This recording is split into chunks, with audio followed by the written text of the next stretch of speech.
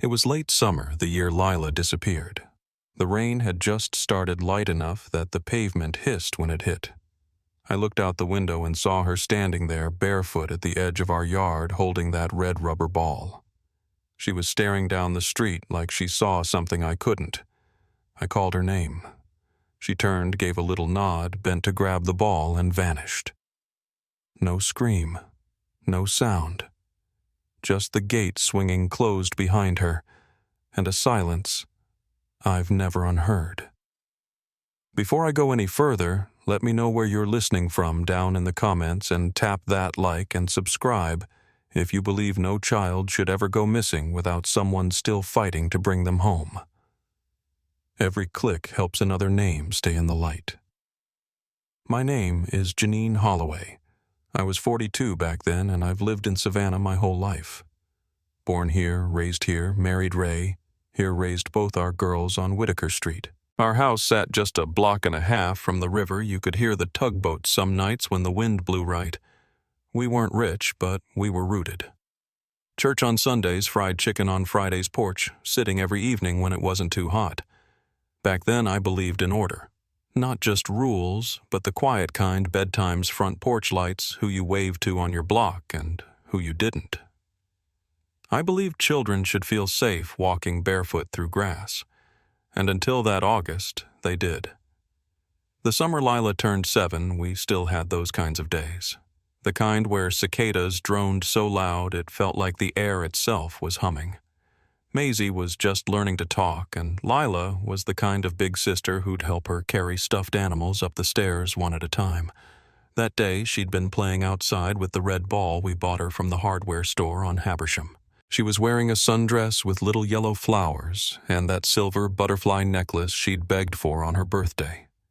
I remember the air being sticky, the kind of sticky that settles into your skin and stays. Spanish moss hanging like cobwebs from the trees, and the smell of honeysuckle and wet wood baking together in the heat. Everything about it felt so normal.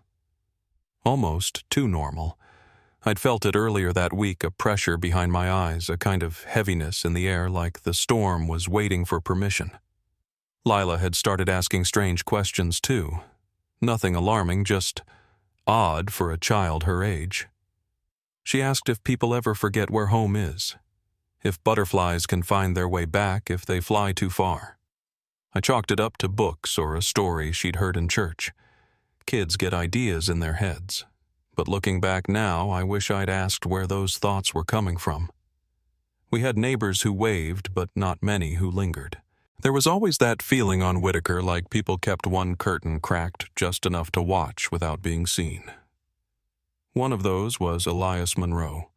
He lived 2 doors down in the house with the broken porch light. Always polite, always quiet. I never thought much of him. But that week I noticed he'd installed something on the corner of his house. A small black dome. Maybe a security camera, maybe not.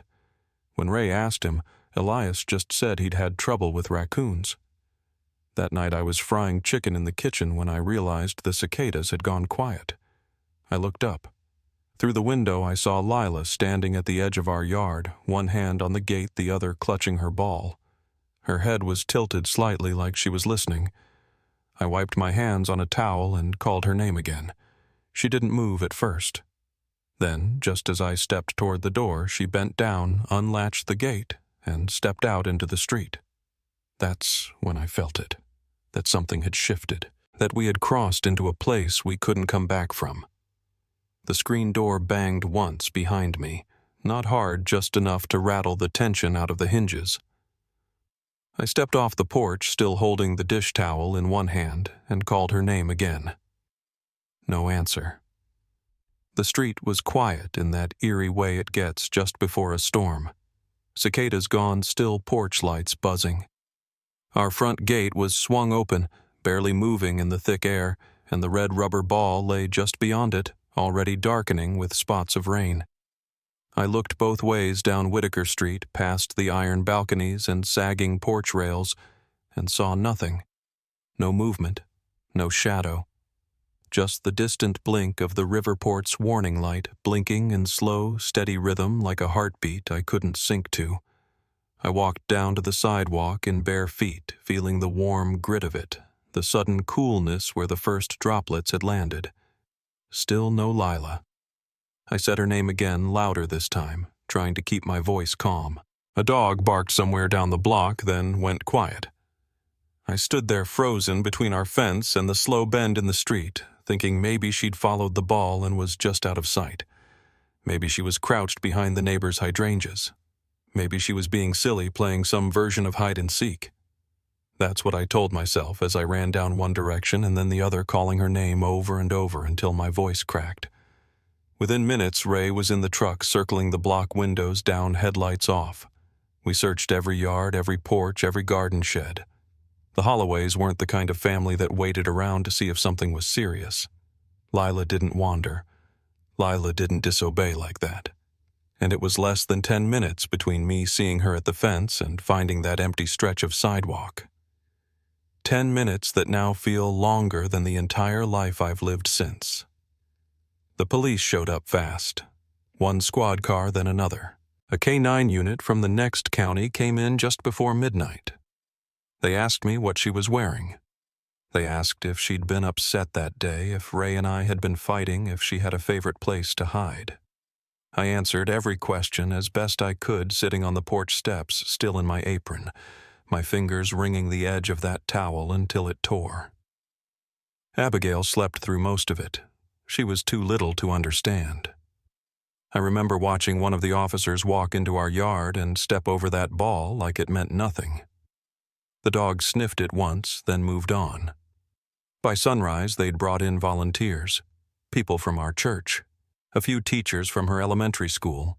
A local contractor loaned his drone for the search. They combed the banks of the river, the trails behind the cemetery, even the storm drains along Habersham. Nothing. No shoe. No hair ribbon. No drag marks. Not a single thing left behind but that red ball, and a story that wouldn't make sense no matter how many times we told it. The first few days were a blur. Every time a car slowed near the house, I'd stand up. Every time the phone rang, I'd lunge for it. Reporters camped across the street.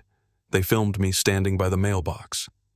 They filmed Ray carrying Abigail out to the truck one morning just so we could get a moment away from the noise. Lila's photo went out everywhere. The butterfly pendant showed clearly in one of them, the one from her birthday, where she's smiling with cake on her chin. That image got printed on flyers, stapled to telephone poles, taped in store windows. But as the days passed and no calls came, the cameras packed up and the questions turned cold. They started looking at us then. Not officially, but you could feel it. One officer asked if we had any trouble with money. Another wanted to know who had keys to the house. When they searched the basement a second time, I caught one of them taking photos of the utility shelf like maybe a bucket of paint held the answer. I didn't blame them. Who else was there to suspect Elias Monroe moved out that fall? No note, no forwarding address, just a truck that came early one morning, and by noon his porch was empty. He'd always been polite, waved when he saw us, offered to help Ray replace a piece of fencing once, but never invited anyone inside. Never had folks over. There were whispers that he'd been seen walking along the river some nights. One neighbor said she saw him burning something in a barrel out back the week Lila went missing. But when the cops checked, there was nothing left but ash and a few crushed soda cans. Elias wasn't arrested. Wasn't even brought in as far as I know. He just left. Took the quiet with him. And the house stayed empty. For years, no one would buy it. Listing signs rotted in the yard. Rain peeled the paint in long strips down the siding. Grass grew knee-high by the second summer.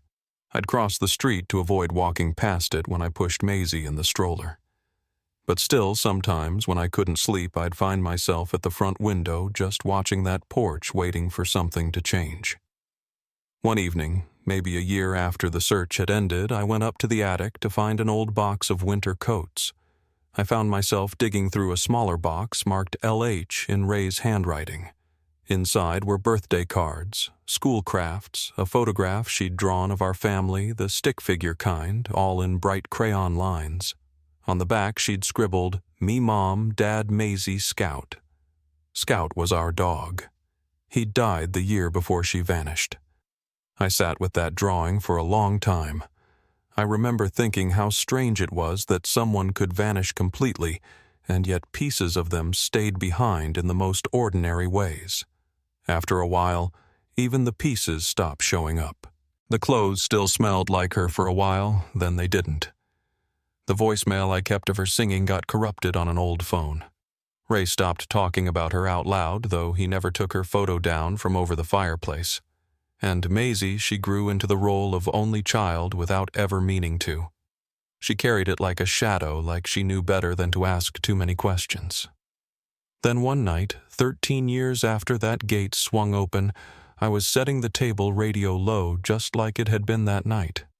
The porch steps creaked, not the way they do in the wind, heavier, timed, like a person.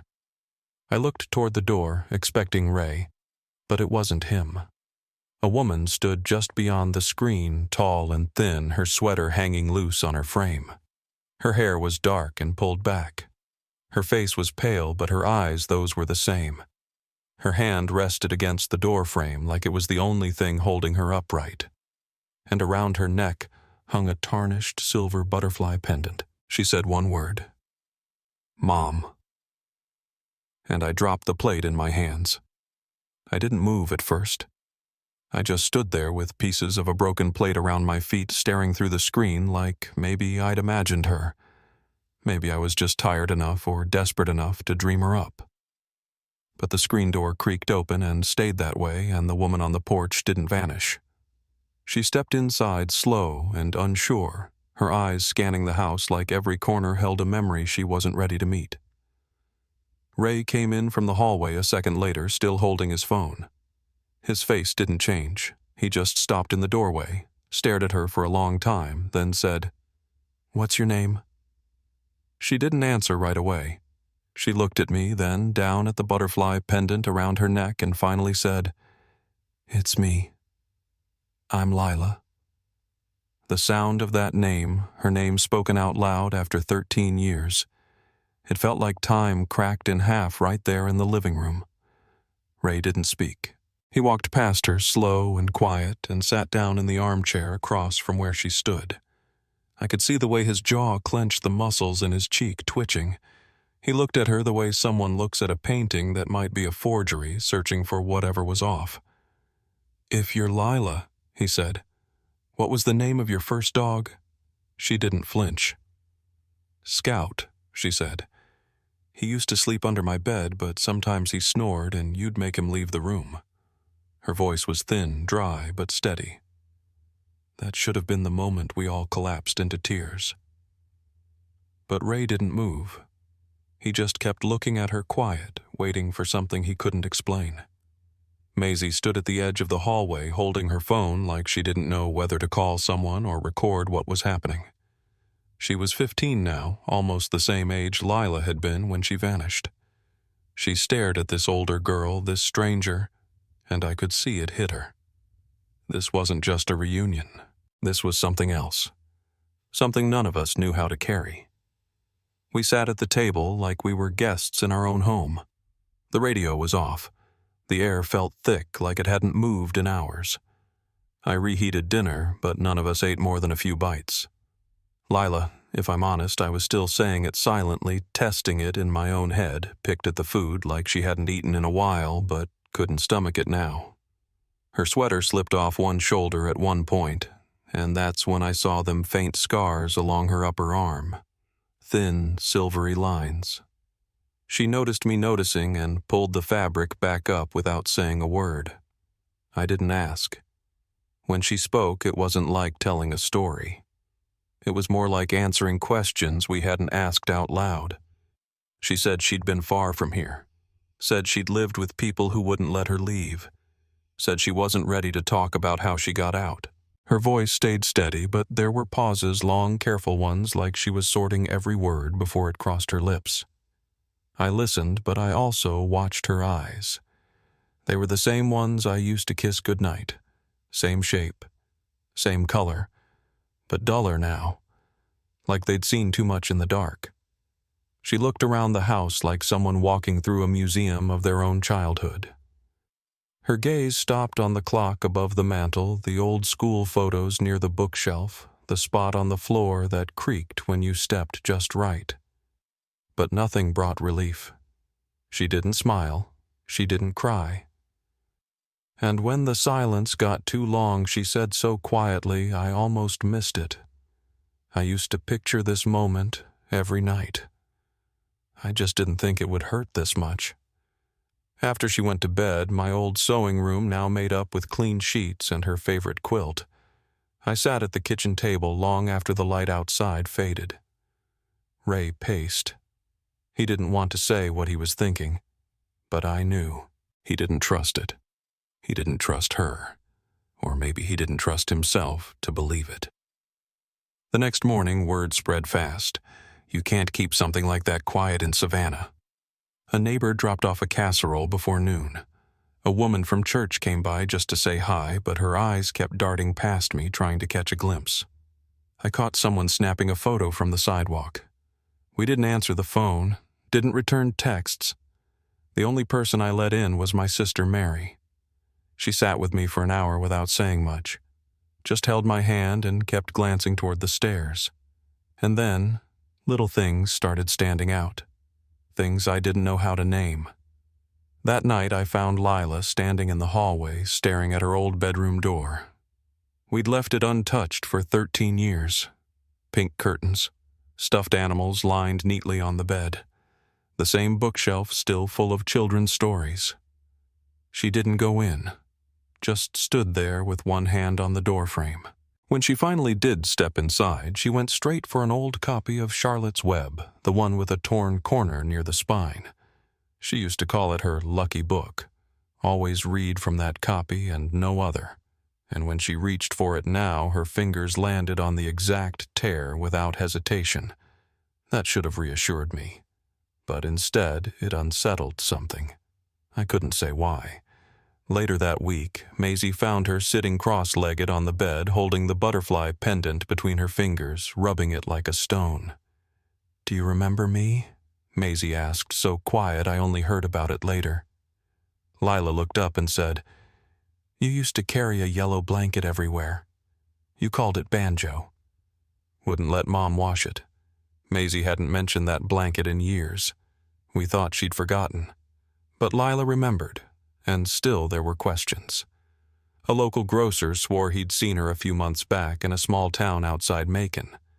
I asked her about it gently. She shook her head and said no. "I've never been there." Her tone left no room to push. One morning, Ray walked into the kitchen before sunrise and found her sitting at the table alone, staring out the window. He told me later her lips were moving, like she was whispering. He couldn't hear the words at first. Then she said a name, Monroe. Ray didn't say anything to her, just stood there in the doorway listening. When she noticed him, she jumped a little, grabbed the pendant again. He asked who she was talking to. She said no one and left the room. But that name stuck with him. Elias Monroe, the man who lived 2 doors down, the man who moved away right after she vanished. That evening, Ray brought it up over dinner. "Do you remember anyone from the neighborhood?" he asked. Lila paused her fork halfway to her mouth. "Just a few faces," she said. "Not names." "What about the night you disappeared?" I asked. "Do you remember what happened?" She set the fork down, slowly. "I remember the rain starting," she said. "I remember dropping my ball. And then someone called my name." Her voice cracked just slightly at the end. "Do you remember who it was?" I asked. She didn't answer for a long time, just looked at the table, then shook her head. "No," she said, "just a voice." Ray watched her the whole time, didn't blink. And when he looked at me afterward, his face said what he wouldn't say out loud, that he didn't believe her. The next morning I found her in the living room. She didn't hear me come in. She was writing something on the back of an old envelope using one of Maisie's school pens. When I got close enough, I saw the words, "Basement key, Monroe. Don't forget. She folded the paper before I could say anything and slid it into her pocket. Then she looked up at me calm as ever and said, "Do we still have that old ladder in the shed?" And I just nodded like I hadn't seen anything at all. Ray didn't say anything about the note Lila had written. Not to me, not right away, but I knew something shifted that day. He moved quieter around her, watched her a little longer when she wasn't looking. He'd always been a man who measured twice before speaking once, and now he was measuring everything the way her voice caught when she said our street name, how her eyes lingered on the stairwell like she expected it to lead somewhere else. At night, I could hear him get up, walk the house in slow loops. Sometimes I'd find him standing at the back window staring down the line of fences, his hand resting on the windowsill like he needed to feel the frame to keep from drifting. Lila noticed too, I think. She didn't ask what was wrong.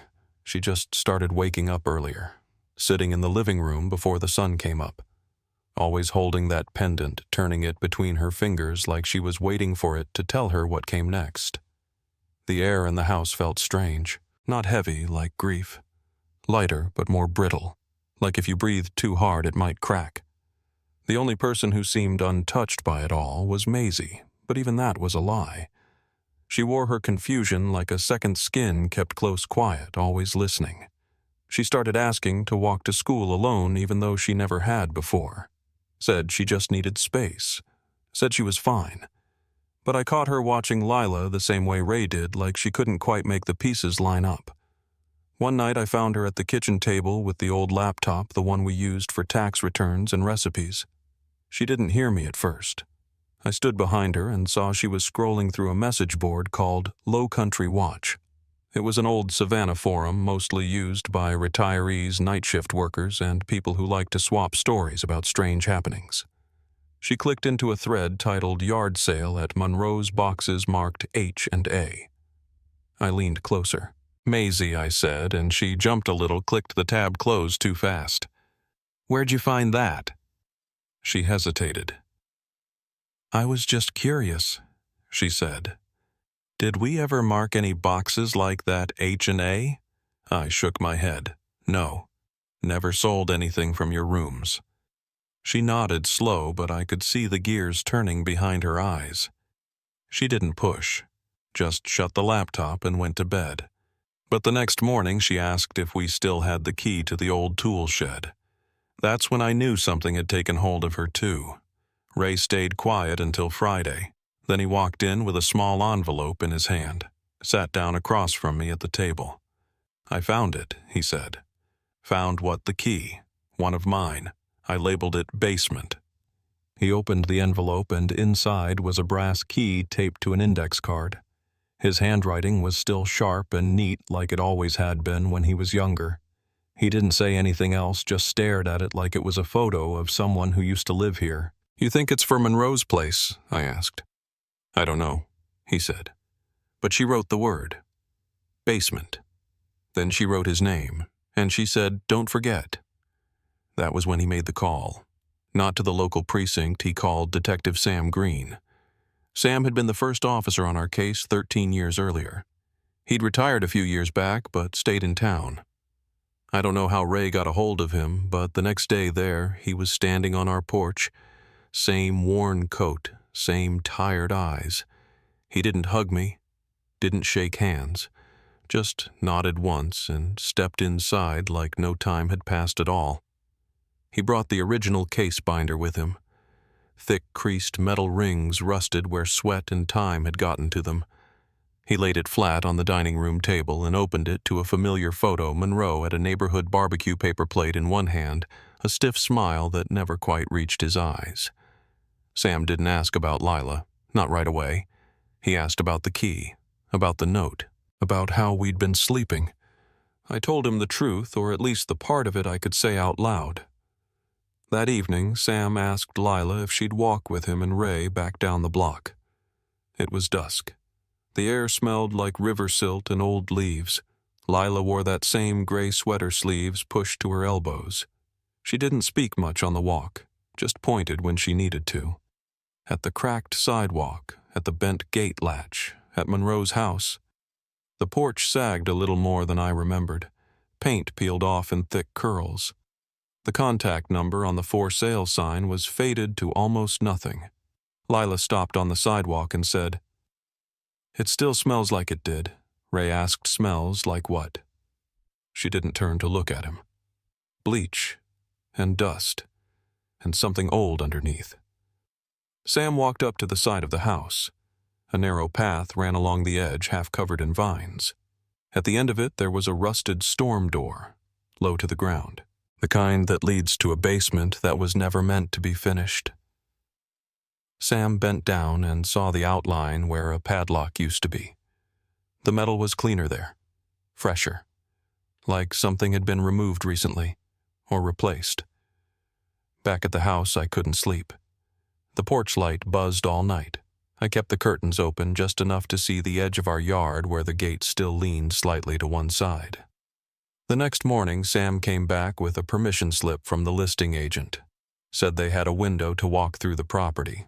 Just a walkthrough, nothing official yet, but enough to see what was there. Ray held the key in his palm like it was a weight he'd been carrying for years. He slid it into the lock on that basement door, and it turned without hesitation. The door creaked open, stale air rolling out like breath held too long. Lila wasn't allowed to come with us. Sam made that clear. She stood on the sidewalk with her arms crossed, the pendant caught in her fist, watching like if she blinked the truth might disappear again. I didn't go in either, just waited by the curb counting the seconds between steps. When Sam and Ray came back out, their faces were blank. Too blank. I knew better than to ask in front of anyone. Sam just said, "We'll talk tomorrow," and walked back to his car without looking up. That night, Ray left the envelope with the key sitting on the table. He didn't put it away. He didn't say a word. He just sat at the kitchen counter with a cup of coffee he never drank, and when I finally asked what was down there, he shook his head and said, "Shelves, tools, tape, and a box labeled neighborhood." Then he looked me dead in the eye and said, "There was a tape, Janine, one marked with our street," and I felt the bottom of everything I'd tried to hold up finally give way. Detective Green came back the next morning early with a pair of gloves tucked in his jacket pocket and a look that said he hadn't slept either. He didn't say much, just nodded to Ray and asked for the key again. The three of them, Ray Green and the listing agent, who looked like he'd rather be anywhere else, walked into Monroe's house just after 9 a.m. I stayed back with Maisie, but I stood at the window the entire time watching that porch like it might spit something back out. Lila didn't ask to go. She just sat on the couch with both hands in her lap staring at the floor. Her hair was still damp from her shower. The sweater she wore was clean but worn thin at the elbows. The pendant lay flat against her collarbone. I offered her tea. She shook her head no. They were gone a little over an hour. When they returned, Green carried a plastic evidence sleeve tucked inside a canvas folder. Ray looked pale. He didn't speak until we were alone that night, just after Maisie went to bed. He sat at the table and told me about the tape. He said the basement was cold and quiet with rows of old tools and a television set hooked up to a VHS player. There were boxes, some labeled by date, some by vague titles. One of them read, "Whitaker Porch." Inside were tapes all black most with stickers faded from age. Green had chosen one and pressed play. The date on the timestamp was the night Lila disappeared. He told me the footage showed our street from a distance, fixed angle, the kind of wide shot someone might use to check for raccoons, just like Monroe had claimed all those years ago. The first few minutes were nothing wind leaves porch lights flickering in the dark. Then the gate opened. A small figure stepped out, barely visible in the grain. Her, Lila. 7 years old, barefoot, holding that red ball. She looked toward the camera, paused, then took a step forward, and then someone else entered the frame. Smaller than Monroe Ray said. Narrow shoulders, hooded jacket, a scarf blowing lightly in the wind. They turned toward the child, said something. No sound, but you could see the mouth move. Said her name. Lila. She froze. The scarf fluttered. Floral print. White magnolias on a dark background. I stood up when he said that. I didn't mean to. My legs just moved. Magnolias? I asked. Ray nodded slowly. You had one like that? I walked to the coat closet, pulled out the one hanging on the inside hook. This one, I held it out. Ray didn't touch it, just looked at it and said, Yeah. That's it? I'd had that scarf for years. Worn it to church, to Easter brunch, to bake sales and PTA meetings. It was a gift from my sister Mary. Or maybe I'd borrowed it and never returned it. Either way, it had always been mine. I told Ray that. He nodded but didn't say anything. His hands stayed in his lap. Still. Closed. Later that night, I sat with Lila while she folded the laundry I hadn't finished. She handled the clothes like they belonged to someone else. I asked if she wanted to talk. She didn't answer. Just picked up one of Maisie's t-shirts and set it neatly on the pile. I asked if she remembered the night the one on the tape. She didn't look up. Only pieces, she said. Voices. The rain. A smell like bleach and something else. She paused. Tea. I stared at her. Tea. She nodded. There was a kettle, I think. The next day, Green came back. He asked if we still had church directories from back then, photos, group pictures, anything with Monroe or neighbors in it. I pulled 2 binders from the back closet, dusted off the covers. He flipped through them quietly at the kitchen table, 1 page at a time. When he found the photo, he didn't say anything at first. He just turned it toward me. There she was, Mary, my sister, laughing at something off camera, wearing that scarf, the one with the magnolias. I stared at the picture so long the corners started to blur. Green asked, Where was she the night Lila went missing? I didn't answer right away. I closed the binder, folded my hands. She came by that afternoon, said she'd bring dessert for the block party. I don't remember after that. The storm came. Everything got strange. Green didn't press. He just nodded like he'd already guessed as much. We're going to talk to her, he said. We'll be careful. He left soon after, and I sat in the same chair until the sun was down. Ray walked in and stood beside me. He didn't say anything for a long time. Then he asked, Do you think she could have done it? I didn't know what to say. I didn't know what it even meant anymore. That night, Lila sat on the porch steps after dinner. It had started to rain again, soft and even. She didn't flinch at the sound. She sat with her back straight, her knees pulled in her fingers, curled around the edge of the step. I stepped out quietly. She didn't look up. After a moment, she said, The voice that called my name. She paused. It sounded like yours. My breath caught. Mine. She nodded. I thought it was you. That's why I walked out. I didn't say anything. I sat beside her and let the rain hit my arms, the wood under us, damp and cold. Somewhere behind us, the refrigerator kicked on. The house glowed with soft light from inside, and down the street I could just barely see Monroe's porch through the trees. Still empty. Still watching. I looked over at her. Her face was calm, but her hands were shaking slightly. What else do you remember? I asked. She didn't answer right away. Then just above a whisper, she said, There was a door. And someone said, It's just for tonight. She looked down at the pendant. But it wasn't. I waited, but she didn't say more. She stood up and went inside, leaving a wet footprint on the step that took longer than I expected to dry. I stayed out there until the rain stopped, until the porch light flickered once, then steadied. I didn't know what was coming next, but I knew we'd crossed into something deeper than memory. Something none of us were going to get out of clean. Green called from the parking lot of St. Agnes. Said he'd just finished talking to the parish administrator and needed me to come down. I left Maisie with a neighbor and made the drive with both hands clenched on the wheel. The rain had let up that morning, but everything still felt heavy. Gutters dripping the sky hung low like it might collapse. I parked next to his cruiser, got out, and followed him to the rectory steps without saying much. Inside, the place was hushed like hospitals. Sometimes are no music, no voices, just the faint tick of an old wall clock and the whir of a desktop computer humming behind the secretary's desk. Green led me down a hallway lined with framed confirmation photos past the sacristy and into a storage room that smelled like candle wax and wet coats. He pointed toward a wire shelf in the back. "She volunteered here," he said. "Your sister.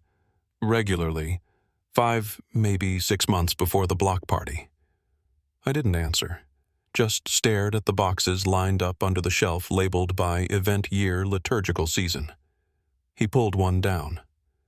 "Bulletin Archives," he said. "Take a look." Inside were weekly parish newsletters from the year Lila vanished. Most were unremarkable mass intentions, bake sale reminders, a notice about repairs to the steeple. But then I saw the name. Mary Whitaker. Listed under Children's Ministry. 6 consecutive weeks. Each one said the same thing. Lesson prepared and led by Mary W. That detail might have meant nothing to anyone else, but it landed strange in my chest. My sister didn't teach. She wasn't the type to work with kids. She liked planning, organizing, being the one who dropped off the snacks and checked the clipboard. But teaching, getting down on the floor with first graders, that had never been her way. Green didn't say much while I flipped through the rest, just watched me. When I finally closed the box, he handed me a smaller manila envelope. "We pulled something from Monroe's attic," he said. "Wanted you to see it before we make any calls." I opened the flap and slid out a photograph faded slightly curled at the edges. It showed a group of children sitting in a circle on a blue carpet, plastic chairs pushed to the side. There were posters on the wall, a felt board. Someone had written "God's Gardeners" in yellow marker on the whiteboard behind them. And in the middle of the group sat Mary, smiling, cross-legged with a hand on a little girl's shoulder. That girl was Lila.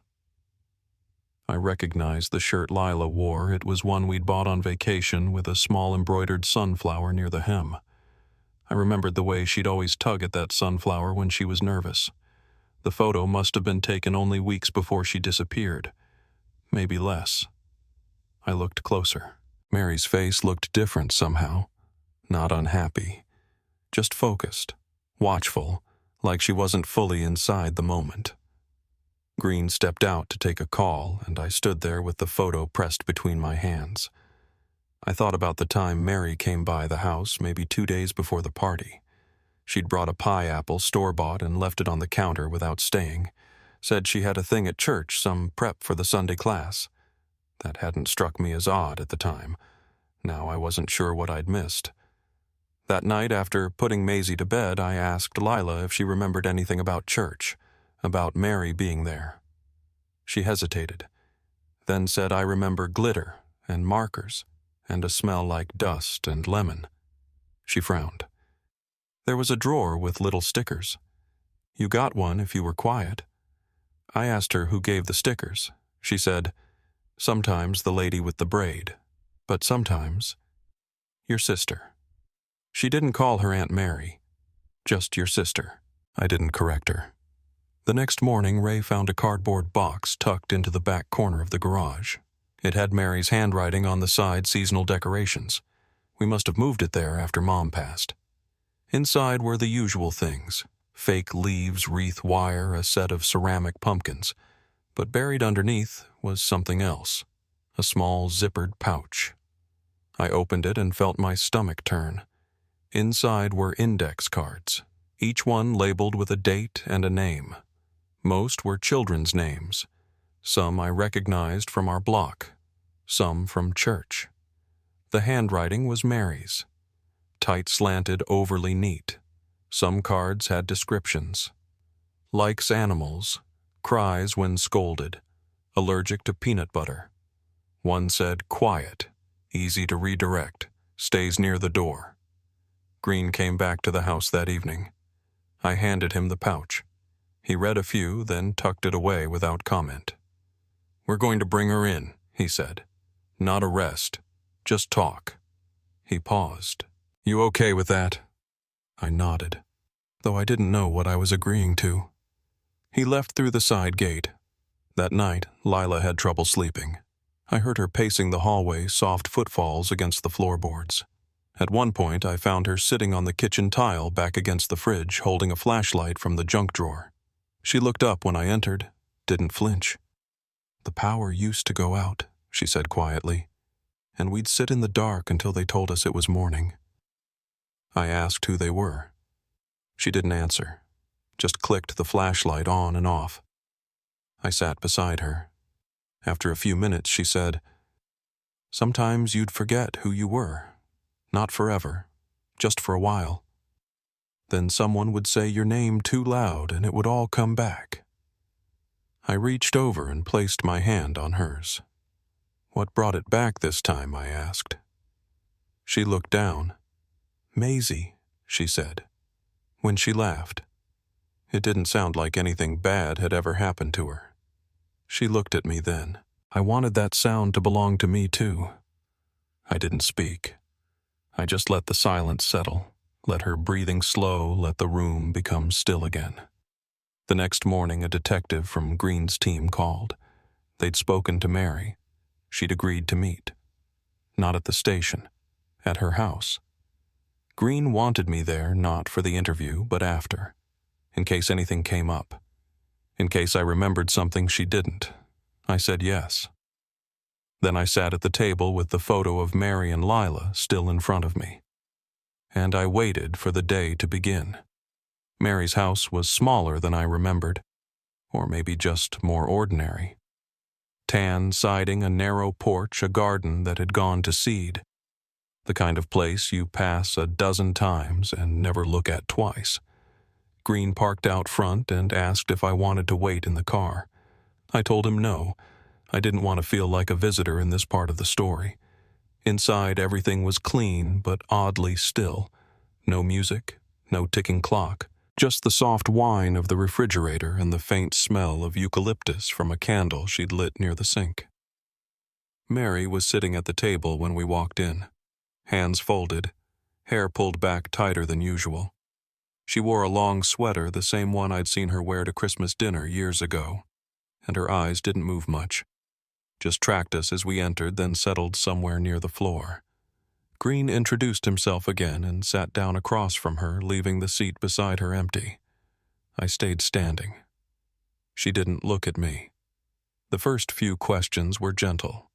When she last saw Lila, whether she remembered volunteering at St. Agnes.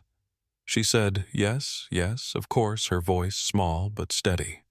She talked about craft days, about how the younger kids liked glue sticks and glitter more than actual lessons. Said Lila was quiet but observant. Said she was careful with her scissors, always asked, before taking a second sheet of construction paper. Her voice didn't shake until Green mentioned the photo, the one of her and Lila on the carpet. She didn't ask to see it, just nodded, eyes still down. That was the week before, she said, then stopped. Green didn't rush her, just waited. After a moment, she looked up at him and said, "I didn't mean for it to go on that long." Her voice cracked a little at the edge, but she kept going. She said it started small, just little favors for someone she'd met at a volunteer training. She never gave a full name, just said he was persuasive, said he talked like someone who belonged to every room he entered. She'd wanted to feel useful, she said. Important. That word came out like it surprised her. Green didn't press on the he. Not yet. Instead, he asked what Lila had to do with it. Mary shook her head slowly. Said she hadn't known, not at first. There was a list, she said. A folder passed between hands at a back table during one of those community center meetings. Just kids who might be easier to handle, she said. Quiet ones. ones no one watched too closely. Then her voice went thin. I saw her name, and I didn't take it off. She said she'd tried to steer the man away from Lila, offered up other names, other situations. But something about Lila had stuck. She reminded him of someone Mary whispered. Then she looked at me for the first time. I didn't know where they took her. I swear to God I didn't know. Green asked if she could describe him. The man. She paused, then said he wore khakis and always had clean fingernails. Said he never raised his voice. Said he once complimented the way she folded the church bulletins. He knew how to make you feel seen, she said, and I felt something tighten behind my ribs. She called him Paul. Whether that was a real name or not, she didn't know. Said she hadn't seen him since the month after Lila disappeared. That he vanished before the news broke wide. Left town. No trace. I checked every Sunday after that, she said. Every pew. Every doorway. I thought maybe he'd come back and fix it. Green asked what she meant by fix it. She didn't answer. Just wiped her palms on her thighs and asked for a glass of water. I got it for her. Not because I wanted to, but because I needed to see what her hands did when they held something. When she finished speaking, Green stood slowly and told her she wasn't under arrest, but that a team would be coming by with more questions. She nodded. Didn't argue. Didn't cry. Just asked if she could take the photo with her. He told her no. We walked out into a colder wind than before, the kind that brings leaves off branches all at once. I didn't speak until we reached the car. Then I asked Green what he thought about the man. Paul. He didn't answer right away, just stared at the house behind us, then said, If she's telling the truth, we've got a name. If she's lying, we've got a pattern. I nodded, then asked what kind of man compliments bulletin folding and disappears children in the same breath. Green didn't have an answer. That night, I pulled the index cards back out of the evidence pouch. I looked at each one again, slower this time. There were notes on schedules, behavior, allergies, but on 3 of them, including Lila's, there was a faint check mark in the upper right corner. Not ink. Pencil. Light enough that I hadn't noticed before. I turned Lila's card over. Nothing there. Just the faint pressure mark of that same check from the other side. It felt like a small thing, but it sat wrong with me. The next morning I drove to St. Agnes by myself. I needed to see something for myself. I needed to feel the space. The classroom door was unlocked. Inside, the carpet was new, the walls freshly painted, but the layout hadn't changed. I stood where Mary had been in that photo, turned slowly, and imagined the line of sight from the hallway door. Someone could stand there just outside view and see everything. I walked the path back toward the rear exit. That one had a broken latch once. I remembered hearing about it in passing years back when the maintenance list went around the parish council. I checked the knob. Fixed now. But it hadn't always been. On the drive home, I passed a house with blue shutters and a porch swing that creaked in the wind. For a moment, I thought I saw Lila there, sitting with her knees tucked under her, watching the road go by. But it wasn't her. Just a girl with dark hair and a book on her lap. I didn't stop. Just kept going. When I got back, I found Lila and Maisie in the living room building something with blocks. Lila looked up and smiled, tired but real. And I thought she doesn't need to know all of it, not yet. But the next part, I owe her that. I walked into the kitchen, sat down with the list of names from the pouch, and circled the 3 with check marks. Then I picked up the phone. There was one family I remembered, a boy named Caleb who used to live 2 streets over. I hadn't seen them in years, but I remembered his mother's voice, and I remembered what it sounded like when someone realized they weren't the only one. The woman who answered Caleb's family's old number didn't recognize my name, but she knew exactly who Caleb was. Said she was his older sister Erin, and that she'd been the one to file the second missing person report after he never came home from summer art class in '03. Her voice sounded wary at first, then sharper when I told her what I'd found. We talked for 20 minutes. She asked questions that weren't rhetorical things like, was there ever a school counselor involved, and did anyone look into the park district staff? Then she asked if I was with the police. I told her no. I told her I was a parent. She didn't hang up. She just went quiet and then said, he was never shy. He wouldn't have wandered off. I asked if she remembered a woman named Mary involved with the parish. There was a pause. Then she said, she brought cookies the week before. Aaron gave me permission to share her number with Detective Green. After I hung up, I texted him the note about the check marks on the index cards and the potential pattern across the cases. I didn't know what he'd do with it, but I knew it was bigger than just Lila. That same evening, Green called me back. His voice was low-clipped. He said the department had reclassified Lila's file as part of an active investigation involving multiple potential victims. He asked if I could bring the original pouch of items back, and the next morning they needed to be processed formally now. I agreed, but something in his tone made me ask if there'd been a break. He didn't answer directly, just said, we're starting to see the shape of something. The next morning I dropped off the evidence pouch and gave a statement in full this time with an official recorder and another detective in the room. Green stayed quiet most of the time, only nodding occasionally or asking for clarification when the timeline got tight. When I finished, he asked me to wait a few minutes. Said someone from another precinct had just arrived and might want to speak with me. I sat there in the hallway of that building for what felt like forever, watching uniformed officers pass by with folders and coffee and radios clipped to their belts. Eventually, a woman came out, mid-40s, badge clipped to a plain jacket, hair pulled back without pretense. She introduced herself as Detective Moira Ellis. Said she was with a task force out of the neighboring county. Said she'd been working a file from 2007 that was now being cross-checked against mine. A girl named Natalie, 9 years old, last seen walking home from a holiday food drive. I asked if there had been any leads back then. She said no. Just one photo from a distant security camera, too blurry to identify anyone. But she said the girl had been listed in a community sign-up roster for volunteers. I asked who ran the drive. She said it was organized through a joint effort between 3 parishes, one of which was St. Agnes.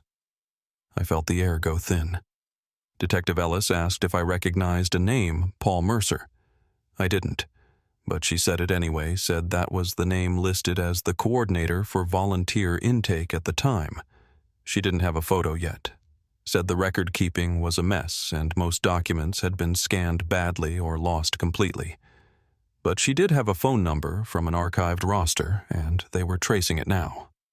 Later that week, Green updated me 2 more cases were now under review, both from nearby towns. One involved a boy named Jonah, last seen in 2005 at a summer literacy camp. The second was a girl, Ava, who vanished after choir rehearsal the same year.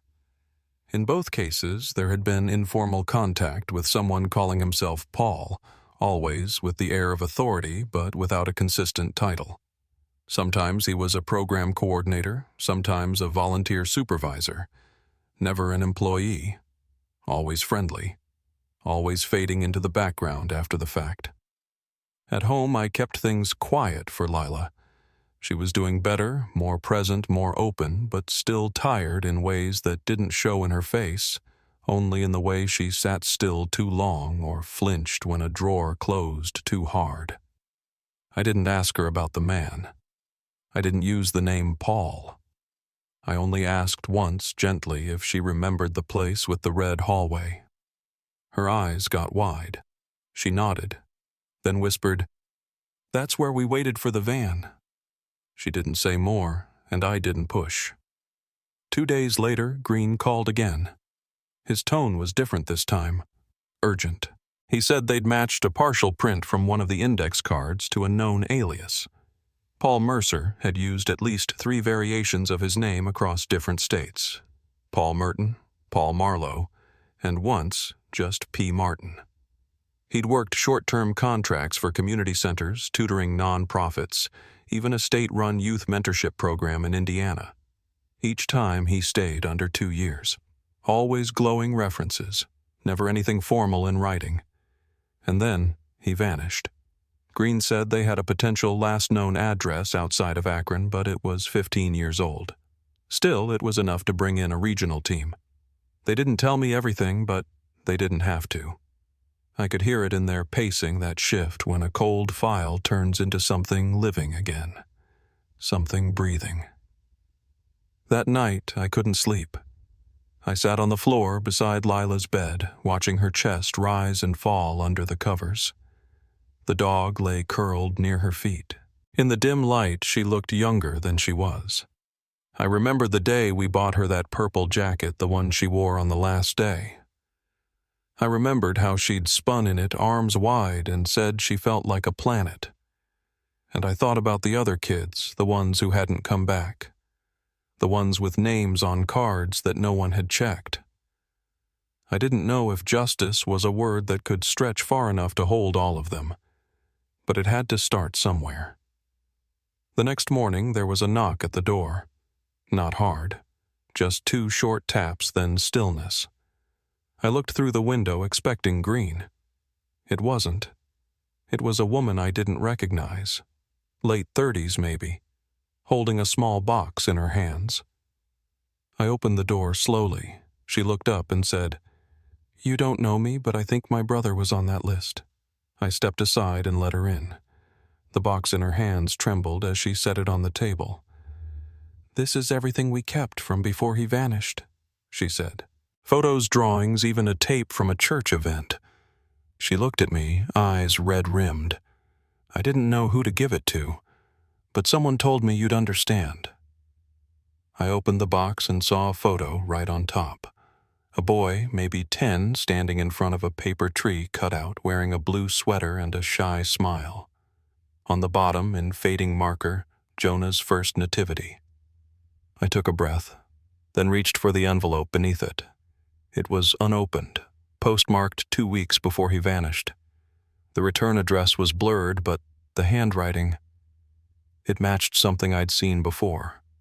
The curved tail on the letter J, the way the T's crossed low and firm. There was more in that box, but I didn't rush. I just sat there beside her, the woman who came knocking, and we let the silence speak for a while. Eventually, I asked if she remembered anyone named Paul. She nodded slowly once, then said, "He gave my brother a book that day. Told him he'd like the ending." She didn't say what the book was, and I didn't ask. Outside, the wind picked up again. Carried the leaves into the gutters, the kind that never get fully cleared. I looked down at the letter again, unopened, and thought not about what it might say, but about who else it might lead us to. They eventually found the man. Not in Akron, not in Indiana, but in a small rental property outside Harrisburg. He was going by the name Paul Martin again. When they brought him in, he didn't resist, barely spoke according to Green. Just kept asking for his books. I wasn't there when it happened, but I saw his photo later, older, grayer, ordinary, in a way that almost made me feel sick. There was no trial, at least not the kind people expect. The charges spanned too many jurisdictions, too many incomplete files. But there was enough. Enough for federal holding. Enough for the names to be read out loud. Enough for the silence to finally break. Lila never asked about what happened to him. She didn't need to. For her, the danger had already passed, at least the part with a face and a name. What remained was harder to name. The sound of a certain cough in public. The sharp, sudden fear when someone knocks twice. But she's healing. She draws more now. Mostly animals, trees, quiet places. Her therapist says it's a good sign. I think so too. Some afternoons, she hums to herself without realizing it. She's learning to trust the air again. Detective Green still checks in every so often. He told me Erin, the woman who first filed Caleb's report, is helping organize a new archive for cold cases connected to vanished youth programs. Detective Ellis transferred in to lead it. They're working with families now, cross-checking names, scanning every form that ever listed a P. Mercer or a missing church event sign-in sheet. None of this will bring the kids back. But it names them. It remembers them. And maybe that's where justice begins, even if it's slow. There's a shelf in my closet now. Just a simple wooden one, painted blue, where I keep a small folder. Inside are copies of the cards, photos of the hallway, the letter Lila never opened but kept anyway. On the back, in her own handwriting, she wrote, "I didn't forget." She doesn't need to explain what she meant. Some things are enough, just being said. I think about the woman who came to our door, the one holding Jonah's box. I think about the others who might still be waiting to speak to understand what happened to someone they loved. We're told stories about closure like it's a single door that shuts cleanly. But it's not like that. It's quieter. It happens in pieces. In phone calls returned in names entered into records that once left them out in the way someone finally says, "I believe you." Sometimes I wonder how many more boxes are still sitting in basements, closets, attics, filled with drawings, postcards, fragments of lives interrupted. And I wonder who's brave enough to open them. If this story stayed with you, maybe take a moment to remember someone whose name might have gone missing. Speak it aloud or share this story, so no one is left wondering alone.